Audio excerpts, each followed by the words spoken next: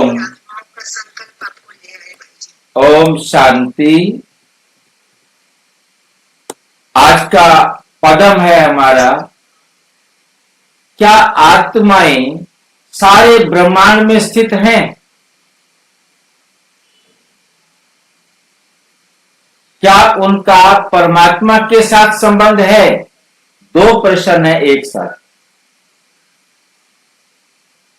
क्या आत्माएं सारे ब्रह्मांड में स्थित हैं? क्या उनका परमात्मा के साथ संबंध है? इसको हम परमात्मा के साथ संबंध नहीं है, पर ब्रह्मांड में कहाँ है ये नहीं पता। इसको हम देखते हैं कि कैसे इस विषय को हम विस्तार दे, कैसे हम इसे समझे। इसके लिए पहला पॉइंट हमने लिया है आत्मा और परमात्मा का दिव्य संबंध। इस पर आप क्या बता सकते हैं? आत्मा और परमात्मा का आपस में संबंध क्या है? ये तो सभी बता सकते हैं ना। संबंध तो पिता का है और आत्मा परमात्मा हमारा पिता है। तो सबसे पहली बात, ठीक है, ध्यान देखिए, बेटे का संबंध है। सबसे पहले हम आत्मा और परमात्मा को देखें तो दोनों में शब्द है आत्मा। परम आत्मा भी एक आत्मा है। परमात्मा भी एक आत्मा है। दोनों के दोनों अदृश्य हैं। दोनों आत्माएं हैं, चाहे आत्मा हो तो चाहे परम आत्मा हो, वो परम आत्मा है। परंतु दोनों के दोनों अदृश्य हैं। दोनों आत्मा हैं, दोनों अदृश्य हैं, दोनों अविनाशी हैं, अनादि हैं और स्वयंभू हैं। आत्मा भी स्वयंभू है और परम आत्मा भी स्वयंभू है। ये तो भाई जी सिमिलरिटी हो गया, संबंध में तो नहीं हुआ। संबंध में देखिए, संबंध के अंदर हम दोनों के अंदर समानताएं हैं। ये दोनों का आपस में क्या है? समानता भी है और संबंध भी है और अंतर भी। हम दो तीन चीजों को एक साथ देखेंगे ना दिव्य संबंध में। अलग अलग देखेंगे कि आत्मा को हम ये तो नहीं कह सकते कि आत्मा और परमात्मा में अंतर भी। तीन चीजें हो जाती है ना, संबंध और क्या बोलते हैं, समानता और अंतर। तीनों में जाकर के हमारा स्पष्ट होगा कि परमात्मा और आत्मा दोनों एक समान है। साइज दोनों का एक बराबर है। सभी आत्माओं का साइज और परमात्मा का साइज समान है। अब जैसे हम पिता कह देते हैं तो हमें यह संबंध भी अपनी बुद्धि में स्पष्ट करना है कि परमात्मा ने आत्माओं को पैदा नहीं किया। वो पैदा करने वाला पिता नहीं है, परंतु वे पतित होने के बाद पावन बनाने का कार्य करता है। पतित से पावन बनाने के निमित्त होने के कारण परमात्मा पिता कहलाता है। वो सारे संसार की आत्माओं को पतित से पावन बनाता है।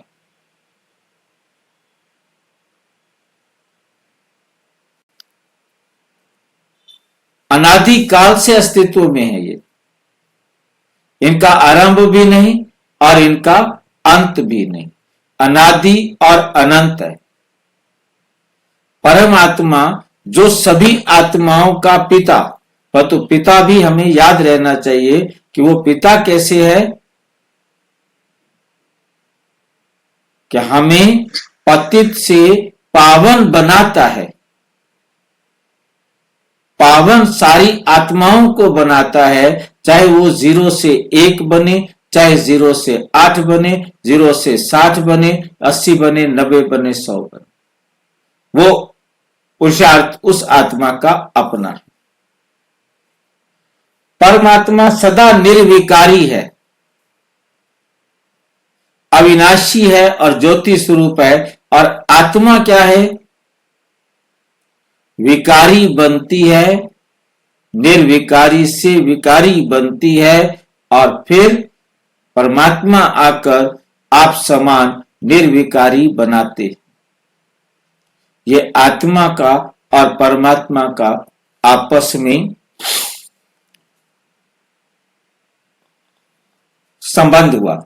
ये प्रश्न कि आत्माएं संपूर्ण ब्रह्मांड में स्थित है, ये प्रश्न कि आत्माएं संपूर्ण ब्रह्मांड में स्थित है और क्या वे परमात्मा से जुड़ी हुई हैं, ये गहराई से इस पर मंथन करने की जरूरत है, विचार करने की जरूरत है।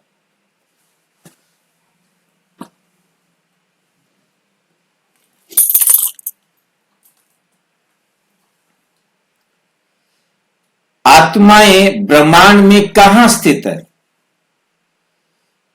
आत्माएं केवल पृथ्वी पर ही नहीं, आत्माएं केवल पृथ्वी पर ही नहीं बल्कि समस्त ब्रह्मांड में स्थित है।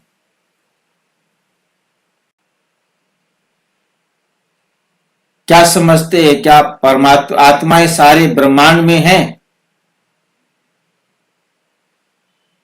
परम धाम, जिसे शांति धाम या मूल वतन कहते कहा जाता है, सभी आत्माओं का मूल घर है। अब क्या मूल वतन सारी दुनिया में है? क्या सारे ब्रह्मांड में मूल वतन है? ये एक शुद्ध, दिव्य और असीमित प्रकाशमय क्षेत्र है। अब इनकी सोच देखिए कि ये एक शुद्ध, दिव्य और असीमित प्रकाशमय क्षेत्र है जहां आत्माएं परम शांति में स्थित रहती हैं। इस भाषा इन बातों से हमें समझ में आ रहा है कि इनके विचार से बहुत बड़ा क्षेत्र है, क्योंकि इनकी बुद्धि में ये आया है, इनकी समझ में ये आया है कि हम आकाश के भी पार, मीन्स चारों तरफ आकाश आकाश आकाश है और उस आकाश के पार ही परम धाम है। तो नेचुरल वो असीमित है, ब्रह्मांड असीमित है। आकाश को सीमित कर दिया, चारों तरफ ब्रह्मांड है और जहां चारों तरफ आत्माएं रहती हैं। क्योंकि हर एक व्यक्ति को अपना विचार देने का अधिकार होता है, मतलब इनका विचार ये है। तो आप इस पर कुछ कहना चाहेंगे तो बताएं। जहां आत्माएं परम शांति में स्थित रहती,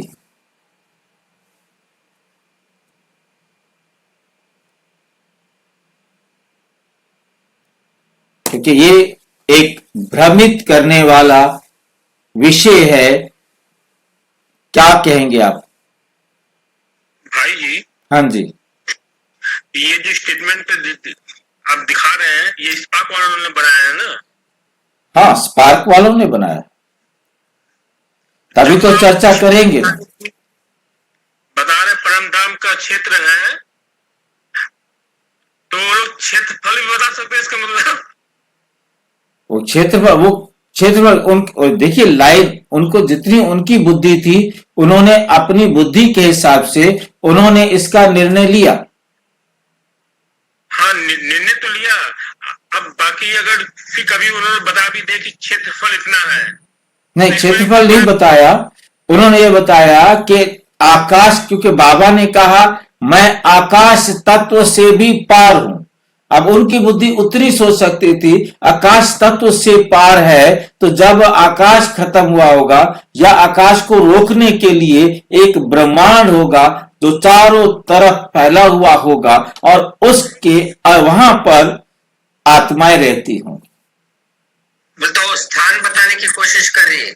उन्होंने स्थान बता दिया ना। स्थान बताने की जैसा हम आकाश से भी ऊपर में भी क्या मतलब कुछ पता ही नहीं चला अभी तक। उन्होंने अपने को स्थान बता दिया उसको, परम अवस्था को। हाँ, और उन्होंने अपनी समझ से जो भी दिखाया, हमने उस बात को पहले लेना है ना, और फिर हम उनको सच समझा सकते हैं जितना हमें समझ में आया है। भाई जी मेरा एक प्रश्न है इसमें। हाँ जी, मेरा ये प्रश्न है कि आत्मा संगठित हो सकती है क्या? संगठित कहो, इकट्ठी।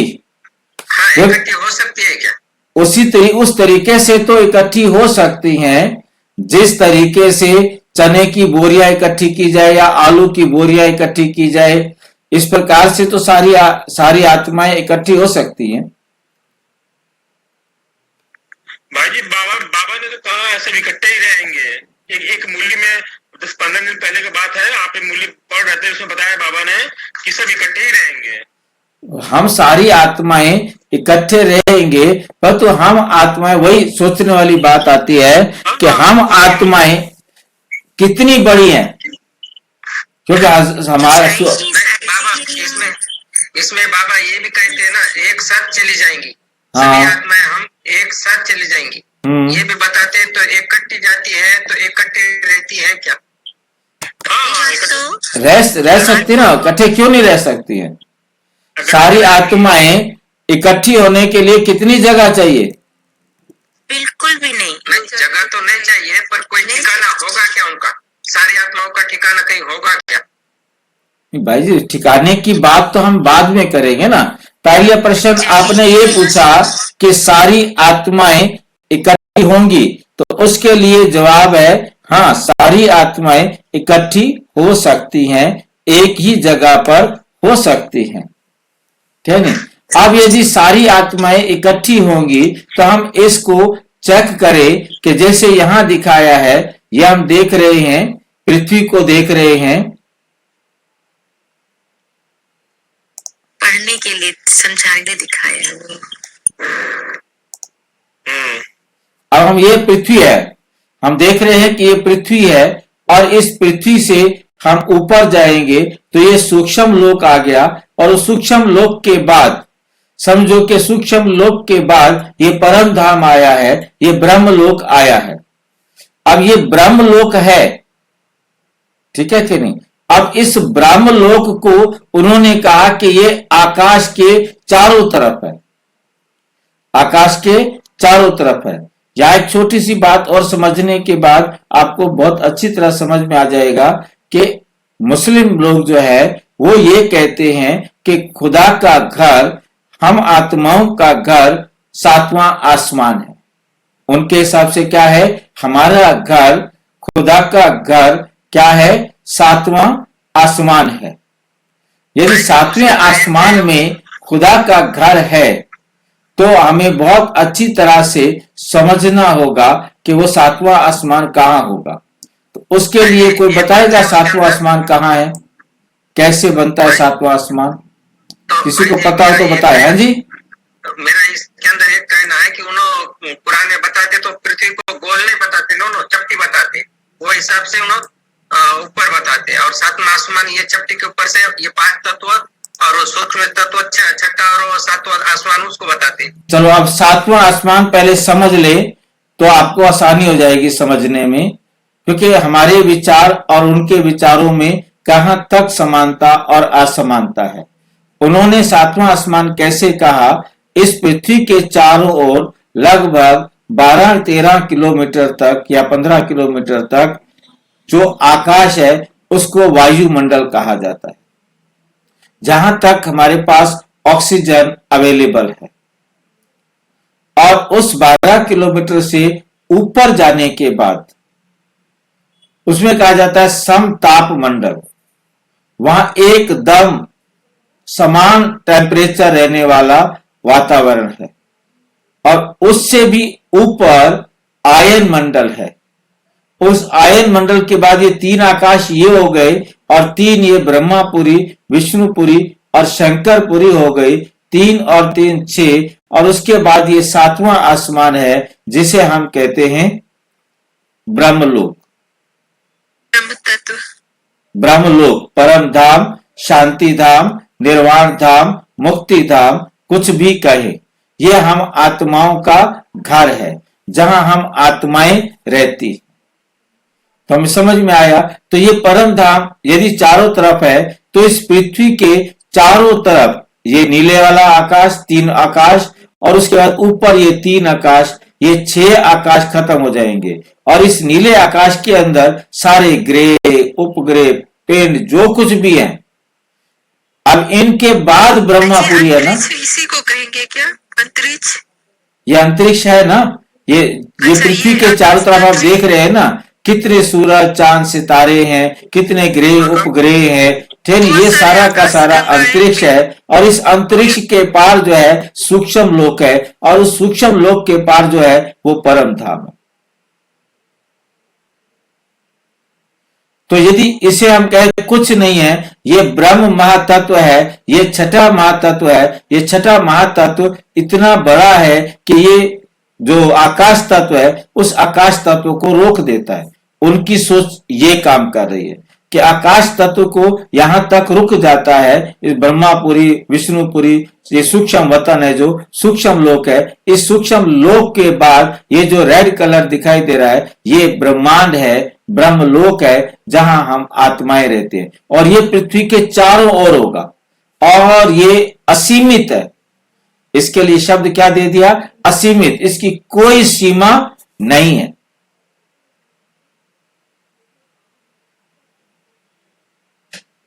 भाई जी, हाँ जी, इस हिसाब से तो ये समझ लीजिए कि दुनिया वाले भी अभी तक समझ नहीं पाए, मुस्लिम भाई भी नहीं समझ पाए, और जो बीके भाई लोग वो भी नहीं समझ पाए एक्चुअली देखा जाए तो मैक्सिमम। राइट, बिल्कुल। अब हम इस सच को समझने का प्रयास करेंगे। परमात्मा ने कहा कि मैं आकाश तत्व के पार हूं। तो आकाश तत्व के पार मोटे रूप में नहीं, सूक्ष्म रूप में पार है। क्योंकि ब्रह्मांड, ब्रह्म महातत्व एक छठा तत्व है, और वो एक ऐसा तत्व है जिसको, जैसे बाकी तत्व भी तो अलग है ना, उनकी एक विशेष आइडेंटिफिकेशन है। इसी प्रकार से ब्रह्म महातत्व की भी अपनी आइडेंटिफिकेशन होगी ना। उस आइडेंटिफिकेशन के लिए, हम पहचान के लिए यहां पर देखेंगे, जैसे जहां पर पानी है वहां दूसरा कोई तत्व नहीं होगा। पानी में वायु तत्व भी नहीं होगा, अग्नि तत्व भी नहीं होगा, और आकाश तत्व भी नहीं होगा। पृथ्वी है, पृथ्वी के अंदर कोई फॉसिल्स है तो अलग बात है, नहीं तो उसके अंदर आकाश होने का कोई मतलब नहीं है। वो सॉलिड है तो उसमें बिल्कुल ही आकाश नहीं है। कोई मिट्टी के अंदर कोई खाली जगह है तो वो आकाश हो सकता है उसके अंदर, बाकी मिट्टी के अंदर आकाश होने का भी मतलब नहीं है। अग्नि के अंदर भी आकाश या पृथ्वी के होने का कोई मतलब नहीं है। हर एक तत्व अपने आप में अलग है। और इसी को हम वैज्ञानिक दृष्टि से देखते हैं तो 118 एलिमेंट सब यूनिक है। हर एक एलिमेंट को एक यूनिक आईडी दी गई है।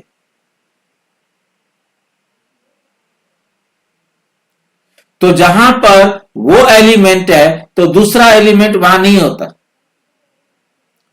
ठीक इसी प्रकार ब्रह्म महातत्व एक छठा महातत्व है जो सूक्ष्म, अति सूक्ष्म है। आत्मा के लिए, परमात्मा के लिए ओम शब्द प्रयोग हुआ है, और ओम एक ज्योति को कहा जाता है, और वो एक ऐसी ज्योति है जो सूक्ष्म, अति सूक्ष्म है। सूक्ष्म, अति सूक्ष्म है।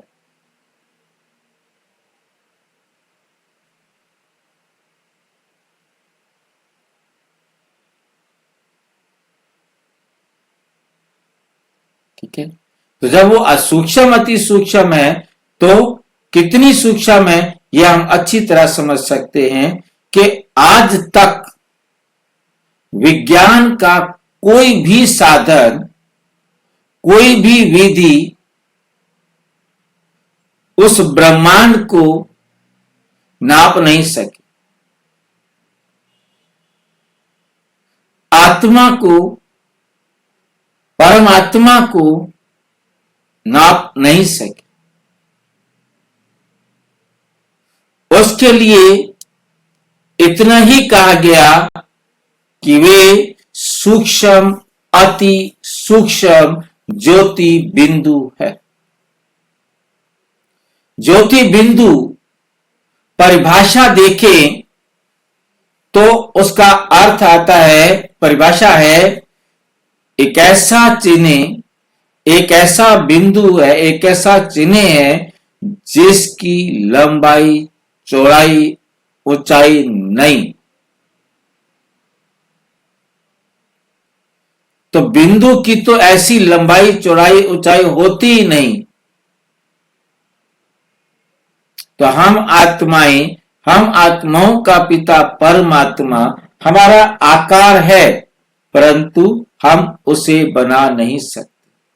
बाबा ने कहा कि मुझे निराकार नहीं कहना, मेरा आकार है, हाँ तुम बनाने में असमर्थ हो।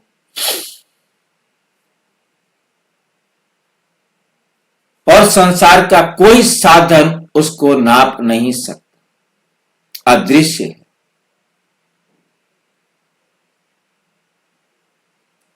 और अगली बात हमें बहुत अच्छी तरह, जिसे हम झूठी गीता कहते हैं, जिसमें आटे में नमक जितना सच है, उसमें भी ये बात स्पष्ट की गई है कि अग्नि जला नहीं सकती। मतलब आत्मा इतना सूक्ष्म है, कैसी भी आग हो उस एलिमेंट को, उस तत्व को वो जला नहीं सकती, विनाश नहीं कर सकती। वो आत्मा पानी के द्वारा गीली नहीं हो सकती, पहाड़ उसे क्रॉस करने से रोक नहीं सकता। वो इस धरती को फ्रैक्शन ऑफ सेकंड में, एक सेकंड के भी बहुत कम समय में वो इस पृथ्वी को क्रॉस करके जिसके भी शरीर में प्रवेश करना है वो करेगी। भाई मेरा वही प्रश्न है कि वो संगठित कहाँ रहती है, क्या वो तो संगठित रहती है कि सारी आत्माएं? भाई जी संगठित हो सकती है ना सारी आत्माएं, 0 जमा 0। नहीं कोई बात नहीं, 0 0 हो गए, उसका कोई ठिकाना भी होगा, क्या बोल रहा हूँ? ठिकाने के लिए क्या चाहिए आपको? मुझे उसको बोल तो कहा, उसको तो जगह भी नहीं लगती, कुछ भी नहीं लगती, फिर उसे जगह की जरूरत ही नहीं है ना। हाँ जगह की भी जरूरत नहीं, फिर कैसे समझाएंगे इसको? ऐसे ही समझाएंगे जैसे समझ रहे हैं हम कि आत्माएं 9 अरब आत्माएं हों, वो भी सारी इकट्ठी हो जाएं तो उनको स्पेस की जरूरत नहीं है, स्पेस की जरूरत ही नहीं है उनको। हाँ स्पेस की जरूरत नहीं है उनको। जब कुछ है नहीं, साइज नहीं है, लेंथ ब्रेथ कुछ नहीं है, तो फिर तो कहाँ है बोलते, तो कहीं भी हो सकती है, फिर वो कहीं भी हो सकती है। देखो भाई जी, ओम शांति भाई जी। ओम शांति। जैसे हम सभी अब संकल्प से माउंट आबू जा रहे हैं, तो हमें किसी को कुछ नहीं चाहिए, जगह भी नहीं चाहिए, स्थान भी नहीं चाहिए, कुछ नहीं चाहिए, सभी एक साथ जा रहे हैं जैसे संकल्प से। ऐसे है संकल्प से भी सूक्ष्म, वो सूक्ष्म तो हुआ ना, पर तो वहां तो वो संकल्प भी नहीं है, इतनी सूक्ष्म है कि उसे संकल्प ही नहीं है, वो कहीं भी हो। भाई जी की समझने के लिए भाई जी उसको जाने आने को टाइम भी नहीं लगता ना, कोई टाइम नहीं लगता, टाइम भी नहीं लगता उसको। हाँ। वो समय के पकड़ में भी नहीं आती वो, बिल्कुल नहीं आती। लाइट से भी वंडरफुल बात है भाई जी। समय की पकड़ में नहीं आती, उसको स्थान नहीं चाहिए और उसे कोई भी रोक नहीं सकता। और उसका अस्तित्व भी है, उसका उसका अस्तित्व भी है। उसका अस्तित्व भी है। बंद किया था जब उसको आकार ही नहीं निराकार बोला गया है तो उसको क्या कह सकते हैं? भाई उसका अस्तित्व भी है, हर एक की अपनी अपनी पहचान भी है। बिल्कुल, हर आत्मा की अपना आइडेंटिफिकेशन है। हमें नहीं पता उसकी आइडेंटिटी क्या है, परंतु हर आत्मा की आइडेंटिटी है, गुम नहीं हो सकती। वो ये कह सकते हैं कि हम वो ब्रह्मांड में रहती है, इतना कह सकते हैं। हाँ, ब्रह्मांड, सारा ब्रह्मांड ही है। वो जहां चाहे पूरे यूनिवर्स के अंदर जहां चाहे जा सकती है, जहां चाहे रह सकती है। परंतु पाठ बजाने के लिए, इस संसार में पृथ्वी पर आना ही पड़ेगा। और शरीर का आना ही पड़ेगा कितना होगा भाई जी? नहीं भाई जी, जब आना ही पड़ेगा बोल रहे हैं आप, तो भाई जी आना ही पड़ेगा, इसका मतलब वो कहाँ से आ रही है फिर? जहां होगी, जहां भी होगी, चाहे वो कहीं पर भी हो, उसने इमर्ज तो होना है ना। जाते हैं भाई जी हम लोग। भाई जी ओम शांति। ओम शांति। भाई जी मेरा सवाल था, हाँ जी, हाँ जी। बोल रहे थे कि बाबा ने बताया है परम धाम के बारे में, मैं रहता हूँ हद और बेहद से एक पार जहाँ कुछ भी नहीं। हाँ, तो यहाँ पर जहाँ कुछ भी नहीं को हम लोग क्या मांग चले? 5 तत्व भी हो सकता है, आत्मा परम धाम हो सकता है? तो 5 तत्व भी तो नहीं है ना, उन 5 तत्वों से अलग है, इसलिए तो उसे छठा महातत्व कहा गया, ब्रह्म महातत्व कहा गया। आ गए ना भाई जी, हमारे में तो 5 तत्व की आ गए ना। मेरा सवाल वो नहीं था, वो तो मैं समझ गया। मेरा ये था कि जैसे बाबा ने कहा कि मैं हद और बेहद से भी पार रहता हूँ जहाँ कुछ भी नहीं। बिल्कुल। अब हद और बेहद तो समझ गए हम लोग। अब बेहद के बाद जो कुछ भी नहीं है, वो कुछ भी नहीं को हम लोग क्या क्या समझ के चले? कुछ भी नहीं तो कुछ भी नहीं, कुछ भी तो कुछ भी नहीं। पर जीरो की डेफिनेशन क्या है? जीरो की डेफिनेशन यही है ना, जीरो की परिभाषा यही है, कुछ भी नहीं।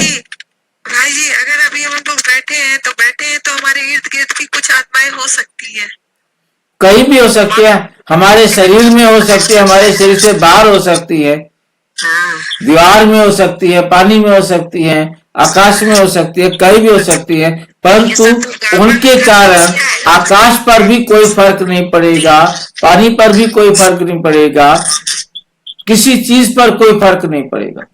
जब उसका पार्ट आएगा वो ऑटोमेटिक खुल जाएगी समझो। बिल्कुल, जब उसका पार्ट आएगा तो किसी न किसी शरीर का आधार ले लेगी, प्रवेश कर जाएगी शरीर में भाई जी, अपना काम करना शुरू करेगी, बस। पता भी नहीं चलेगा उस आत्मा को जो पहले थे। मतलब उसका लोकेशन हम लोग टेस्ट नहीं कर पाएंगे। वो लोकेशन को ट्रेस करने की जरूरत ही क्या है हमें? कुछ लोकेशन है ना, उसका लोकेशन ये है कि वो कुछ भी नई जगह पे रहती है। वो कहीं भी हो, वहां से उसने आना है। भाई जी मैं भी वही बोल रहा था, माने जो वो कहीं भी हो मतलब कि हर कल्प में उसका परमानेंट जगह तो फिक्स है ना भाई? बिल्कुल, पार्ट फिक्स है, किस किस शरीर का पार्ट बजाता है। भाई जी पुरानी कहावतों में लोग कहते हैं दीवालों के कान होते हैं, तो ऐसे ही आत्माओं के मतलब सुनती है कोई बात, कहते हैं निराकार अवस्था में क्या? नहीं सुनती, आत्मा नहीं सुन सकती। ऑर्गन्स चाहिए। अब बाबा ने तो एक बात कही है कि सभी आत्माएं एक साथ जाती है, जाने को कहा एक साथ जाती है, पर आने को एक एक आती है बोला। जाने को तो सब एक साथ जाती है। सारी आत्माएं जाएंगी एक साथ, पर तो आएंगी नंबरवार आएगी। प्रकृति जिस परसेंट पे रहेगी उसी परसेंट की आत्माएं वो आएंगी पाठ बजाने के लिए। बिल्कुल। यही बात। तो परम धाम बड़ा नहीं है, परम धाम सूक्ष्म सूक्ष्म सूक्ष्म सूक्ष्म सूक्ष्म अति सूक्ष्म।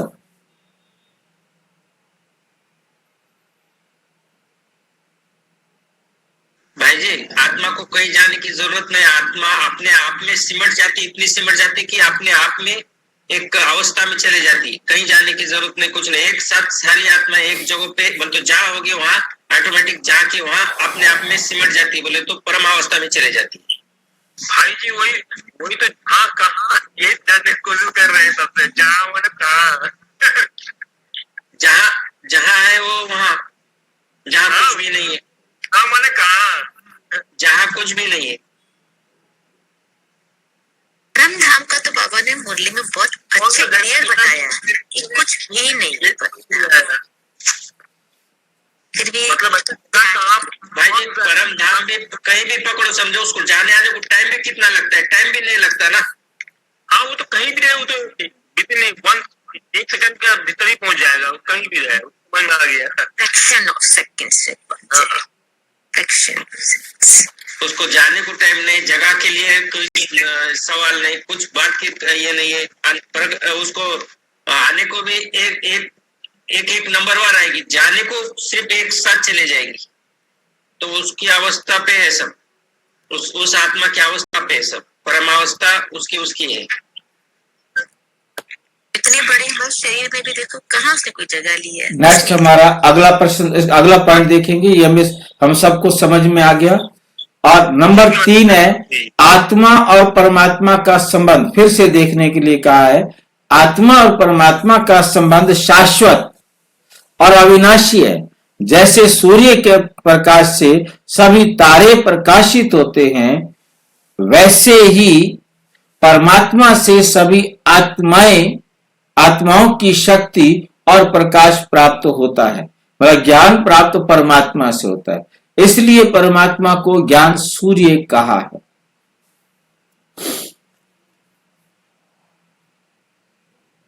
आत्मा अपने मूल स्वरूप में परमात्मा से संबंधित रहती है, लेकिन शरीर धारण करने पर वे इस संबंध को भूल जाती है।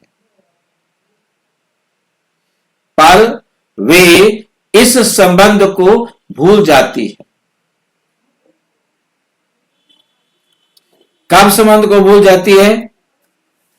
आत्मा अपने मूल स्वरूप में परमात्मा से संबंधित रहती है, लेकिन जब वो शरीर में आती है तो वो उस संबंध को भूल जाती है। परमात्मा के साथ रहते हुए उसे क्या स्मृति रहती है? कुछ भी नहीं रहती, कुछ भी नहीं।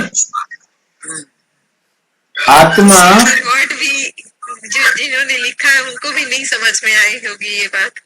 नहीं आई। भाई जी फिर ये भक्ति मार्ग में कहा गया है ना कि आत्मा परमात्मा में समा जाती है, तो वो क्या वो हिसाब से बोला है क्या उन्होंने? अब जैसे भी बोला हो, पर तो हमें बहुत अच्छी तरह से समझना और स्पष्ट करना है कि आत्मा जो है वो परमात्मा के साथ परम धाम में बिल्कुल साथ रहते हुए भी एक दूसरे से कोई संकल्प का भी आदान प्रदान नहीं कर पाते। स्थूल तो है ही नहीं, उनमें संकल्प भी नहीं है। संकल्प नहीं है तो एक दूसरे में कोई हलचल भी नहीं है। भाई जी हाँ जी। भाई जी ये अभी टॉपिक स्टार्ट किया तो एक बार रीस्टार्ट करना भाई जी, मेरा नेट चला गया था। आपका नेट चला गया था, तो इसको जो है ना सारांश में हम देखेंगे अभी, ठीक है नहीं? अभी सारांश में देखेंगे। आत्माएं एक दूसरे से जुड़ी हुई है। प्रत्येक आत्मा एक विशाल ऊर्जा जाल एनर्जी फील्ड का हिस्सा है। जैसे आकाश में हवा की तरंगे एक स्थान से दूसरे स्थान तक पहुंचती हैं, वैसे ही आत्माओं की भावनाएं और संकल्प पूरे विश्व को प्रभावित करते हैं। यहां तक आत्मा जो तरंगे जो संकल्प छोड़ती है, वो संकल्प पूरे विश्व को प्रभावित करता है। इसमें कोई हमारी असहमति नहीं है, परंतु वो तरंगे भी अदृश्य होती हैं, उन तरंगों को भी हम देख नहीं सकते। एक आत्मा के संकल्पों और कर्मों का प्रभाव संपूर्ण विश्व पर पड़ता है। भले ही वे प्रभाव प्रत्यक्ष रूप में समझ ना आए, वे प्रभाव संपूर्ण विश्व पर पड़ता है, भले ही उस वे प्रभाव प्रत्यक्ष रूप में समझ में ना आए। मतलब ये भी बात एक्सेप्ट कर रहे हैं क्योंकि वो कभी भी प्रत्यक्ष रूप में किसी को समझ में नहीं आएगा कि हाँ जी उसकी तरंगे मेरे पास आ रही हैं। केवल उस आत्मा को यह अनुभव होगा कि मुझे ऐसे करना चाहिए, ये बात मेरे विचार में आ रही है, ये ठीक है। उसके बुद्धि के अंदर ही वो लगेगा कि मुझे ऐसे करो या आप ऐसे करो, और आपका संकल्प सीधा बुद्धि के अंदर टच करेगा और बुद्धि मन को भी क्रॉस कर जाएगा। वो सीधा बुद्धि को टच करेगा और बुद्धि उसे स्वीकार या अस्वीकार करे, वो उस बुद्धि का अपना पार्ट है। नंबर 5 है ब्रह्मा बाबा और विश्व कल्याण।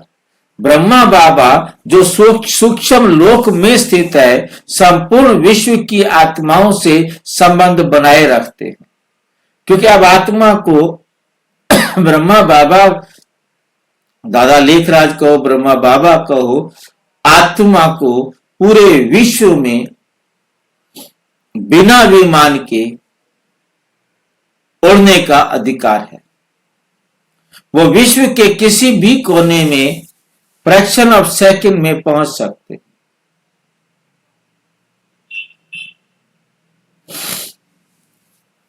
सूक्ष्म शरीर के साथ ना भाई जी? है जी, सूक्ष्म शरीर के साथ। सूक्ष्म शरीर क्या कह रहे हो? कहीं भी पहुंच सकते हैं सूक्ष्म शरीर हाँ। के साथ। हाँ, सूक्ष्म शरीर भी कहीं भी पहुंच सकता है। सूक्ष्म शरीर को भी ये पांचों तत्व रोक नहीं सकते, क्यों से सूक्ष्म शरीर तत्वों से बना ही नहीं। नहीं, वो भी छठा महातत्व का ही रूप है।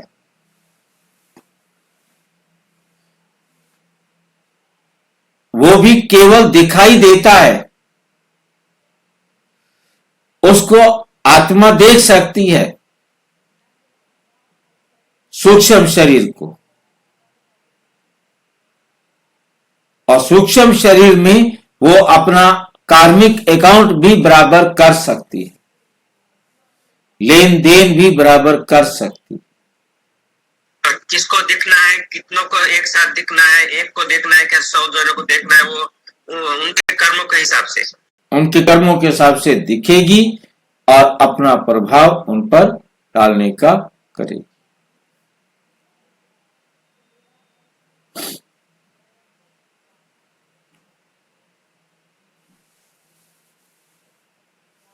संपूर्ण विश्व की आत्माओं से संबंध बनाए रखते हैं सूक्ष्म वतन से, सूक्ष्म रूप से। उनका दिव्य कार्य केवल भारत तक सीमित नहीं, केवल भारत तक सीमित नहीं, बल्कि पूरे विश्व में आत्माओं के जागरण हेतु सक्रिय रहता है। ब्रह्मा बाबा का उदाहरण बताता है कि आत्माएं सूक्ष्म रूप से एक दूसरे से जुड़ी रहती हैं। जुड़ने का आधार होता है कार्मिक अकाउंट। चाहे स्थूल शरीर हो चाहे सूक्ष्म शरीर हो, हमारा आपस में जो बॉन्डिंग है, जो संबंध है, वो है कार्मिक अकाउंट का।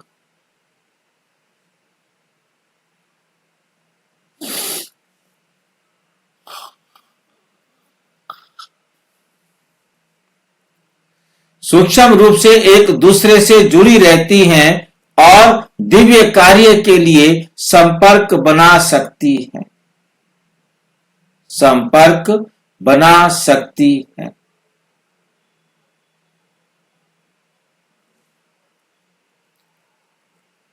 परमात्मा का विश्वव्यापी कल्याण कार्य, परमात्मा का पूरे विश्व में व्याप्त है कल्याण कार्य करने का, सबका कल्याण करने का।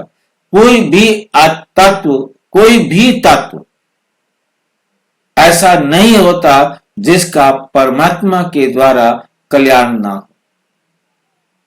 न केवल हम आत्माओं का बल्कि पांचों तत्वों का भी कल्याण करने का उनका काम।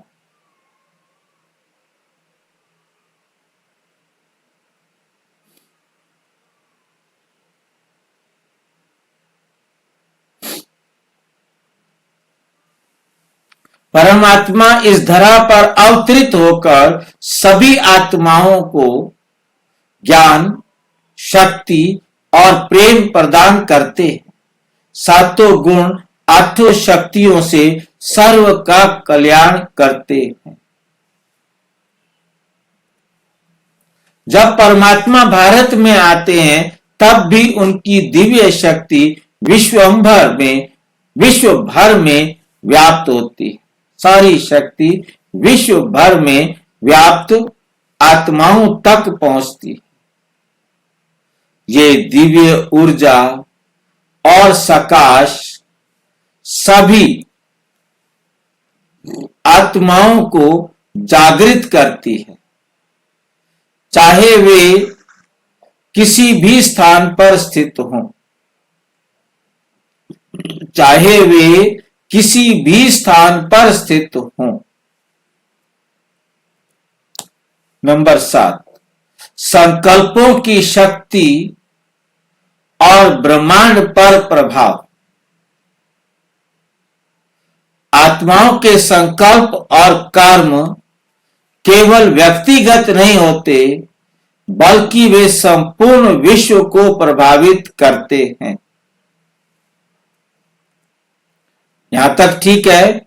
जैसे एक छोटे से कंपन से जल में तरंगे उत्पन्न होती है, वैसे ही आत्मा के विचारों की लहरें संपूर्ण ब्रह्मांड में फैलती हैं। अब यहां ब्रह्मांड शब्द जो है फिर भ्रमित करता है। ब्रह्मांड कहा जाता है छठे महातत्व को। अब छठा महातत्व ब्रह्मांड है और वो अंडे की आकार का है। उसे हम बिंदु आकार कहे, सूक्ष्म अति सूक्ष्म आकार कहे, जिसमें न केवल वो आत्मा बल्कि सारी आत्माएं उसी एक तत्व में जो हम कहते हैं जिसका ब्रह्म महातत्व में सारी आत्माएं जीरो स्पेस में, ब्रह्मांड सारा का सारा जीरो स्पेस हो जाता है जहां आत्माएं रहती। भाई जी, यहाँ ब्रह्मांड का शब्द विश्व में फैलती है, ऐसा होना चाहिए ना। ब्रह्मांड का शब्द यहाँ पर संपूर्ण ब्रह्मांड मीन्स उनकी बुद्धि में वही है, आकाश के बाहर चारों तरफ इतना बड़ा ब्रह्मांड। परंतु अब हमें समझ में आया ब्रह्मांड है जीरो स्पेस।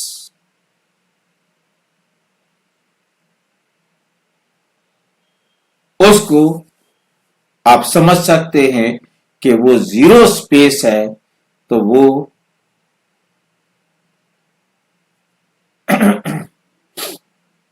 तो वहां पर क्या है, जहां पर वो सारी आत्माएं इकट्ठी हो गई, वो क्या हो गया, ब्रह्मांड हो गया। भाई जी, ये जैसे कहते हैं ना ब्रह्मांडे सो पिंडे, ऐसा कुछ तो बोलते हैं ना। वो भक्ति मार्ग की बात है, परंतु उसको ब्रह्मांड को हम पिंड में नहीं दे सकते, क्योंकि वो तो उन्होंने इस प्रकार से दिखा दिया जो कुछ बाहर है वो हमारे अंदर भी है। उन्होंने सारे ब्रह्मांड को, सारी दुनिया को हमारे अंदर कर दिया। ये हमने विचार उनका बुद्धि से निकालना है कि कोई भी भाई जी, उनका बोलने का मतलब शरीर न को देखो ना, आत्मा को देखो ना। तो वो आत्मा को देख रहे, वो शरीर को देख रहे हैं ना। हाँ, वो शरीर को देख रहे हैं, तो हम अपने आत्मा को देखे, आत्मा सो ब्रह्मांड बोले तो आत्मा के अंदर बोले तो ब्रह्मांड ही है ना। फिर ब्रह्मांड और आत्मा दोनों को जीरो स्पेस चाहिए। तो फिर वो जीरो स्पेस को ही ब्रह्मांड कह रहे हैं ना, वो भी तो। वो जीरो स्पेस को ब्रह्मांड नहीं कह रहे हैं।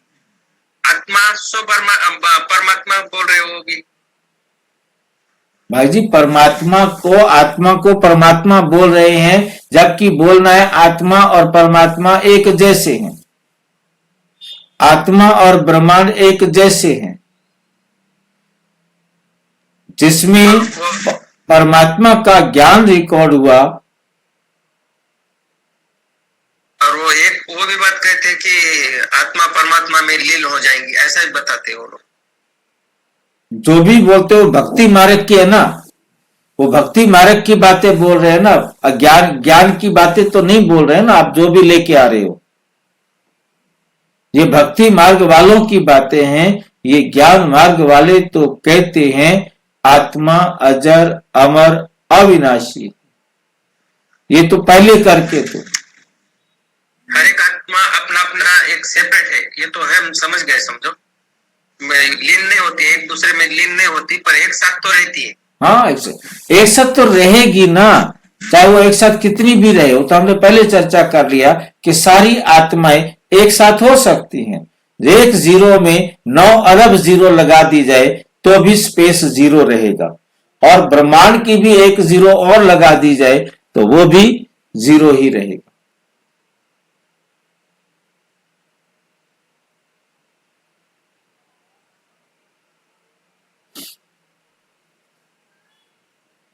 विचारों की लहरें संपूर्ण ब्रह्मांड में फैलती हैं। यह सिद्ध करता है कि आत्माएं परस्पर जुड़ी हुई हैं और परमात्मा की शक्ति से प्रभावित होती हैं। हर आत्मा का संबंध है, परंतु वो संबंध इस पृथ्वी पर दिखाई देता है, परम धाम में नहीं।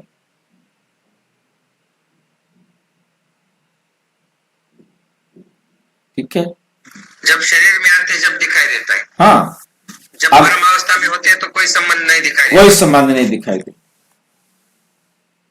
निष्कर्ष, परमात्मा और आत्माओं का अखंड संबंध है जो लगातार चलता है। आत्माएं संपूर्ण ब्रह्मांड में स्थित रहती हैं और ब्रह्मांड सूक्ष्म, अति सूक्ष्म जीरो स्पेस में होता है। उस जीरो स्पेस के अंदर ब्रह्मांड में जितनी भी आत्माएं हैं, 9 अरब आत्माएं हैं, हम अनुमान लगा रहे हैं। वो 9 अरब आत्माएं सारी की सारी कहां जाएंगी? जीरो स्पेस में। Zero space. 9 लाख आत्माएं तो आपको शरीर तो मनुष्य आत्माओं की आत्मा देख रहे हैं क्या आप? अभी तक तो यही ढूंढ रहे ना, मनुष्य आत्माएं हो चाहे पशु पक्षी की आत्माएं हो। 9 अरब आत्माएं तो मनुष्य की होंगी ना। इसके अलावा चाहे पशु हैं, चाहे पक्षी हैं, जीव जंतु हैं, तो जड़ जंगम है, पर सबके अंदर जहां भी आत्मा है वो सारी आत्माओं का रजिस्ट्रीकरण कहो, आत्माओं का वहां पर स्थापन, पुनर्स्थापन कहो, वो होगा। भाई जी बहुत वंडर है सभी खेल। हाँ, परमात्मा से अवश्य जुड़ी हुई है। चाहे कोई आत्मा इस सत्य को स्वीकार करे या ना करे, उसका परमात्मा के साथ संबंध अविनाशी और शाश्वत है, हमेशा रहने वाला है। स्वयं को आत्मा रूप में अनुभव कर परमात्मा से संबंध जोड़कर कोई भी आत्मा अपने वास्तविक स्वरूप को प्राप्त कर सकती है। कोई बात अभी भी स्पष्ट ना हुई हो तो आप पूछ सकते हैं ताकि हम उसे यहाँ स्पष्ट कर दें। जब भी इसे कोई देखे, देखने वाले से भी हम ये कहेंगे कि आपको कोई बात अभी तक भी स्पष्ट नहीं हुई है तो आप पूछ सकते हैं। हाँ जी। जितनी आत्माएं मतलब मनुष्य आत्माएं, पशु पक्षी, कीट पतंग जो भी है सब परमधाम जाते हैं क्या? सभी आत्माएं परम अवस्था में जाएंगी, उस ब्रह्मांड में जाएंगी जो जीरो स्पेस वाला है, जिसको स्पेस चाहिए ही नहीं। ऐसे ये कितना वंडर है ना कि सारी सृष्टि का ये परिवर्तन होता रहेगा और हम आत्माएं वहीं पे होंगे लेकिन हमको नहीं पता होगा। भाई जी इसमें से इतना वंडर है कि ये बात हमको वंडर समझ में आ रहा है कि हम कितने गिनी चुनी आत्मा की बुद्धि में ये खेल चल रहा है कि जो कितने दिनों से ज्ञान में है उनको अभी उसके बुद्धि में ये ज्ञान नहीं है, तो ये कितना वंडर है। आ जाएगा हर साक्षात्कार का जो राज का जो प्रभाव है वो धीरे धीरे हर आत्मा तक पहुंचेगा और हर आत्मा की लहर चलती है जो पूरे विश्व में फैलती है। बिल्कुल, आप जो बोल रहे हैं सोच रहे हैं इसकी भी लहर घूमते रहती है, सारे विश्व में चलती है। बिल्कुल बिल्कुल। भाई जी आप ही बन रहे हो जो हमें इतना। मैं क्या बन रहा हूँ, मैं आप और हम सारे तो बाबा के ज्ञान को मंथन करके निमित्त बने हुए हैं, क्योंकि बिना आपके कोई भी मंथन नहीं हो सकता। किसी एक को हम ये क्रेडिट नहीं दे सकते, ये क्रेडिट सिर्फ एक ही है जो बाबा को दे सकते हैं कि बाबा ने ड्रामा के अंदर हमारा ये पार्ट निश्चित हुआ और हम सारे बैठकर इसे समझ रहे। ये सब दूसरा वंडर है भाई जी कि बाबा ने कहाँ से जोड़ के रख दिया, कहाँ से जोड़ के रखा ड्रामा में, एक दूसरे को जानते तक नहीं।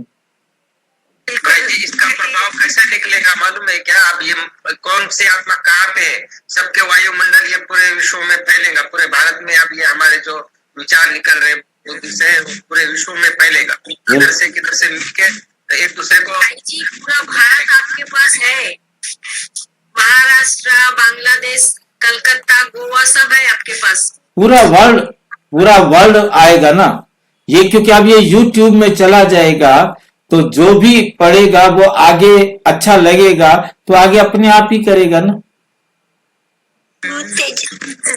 एक बात है इसमें अंदर भाई जी, किसी को मालूम हो या ना हो सब परम धाम में जाने वाले, सब परम धाम में जाने, इसलिए तो बाबा सबको एक साथ लेके जाता है। बिल्कुल बिल्कुल।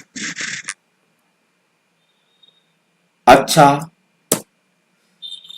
ओम शांति।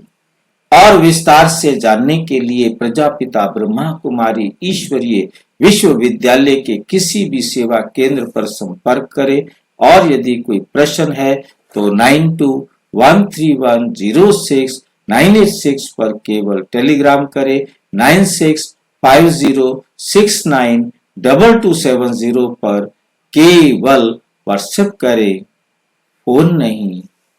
ओम शांति।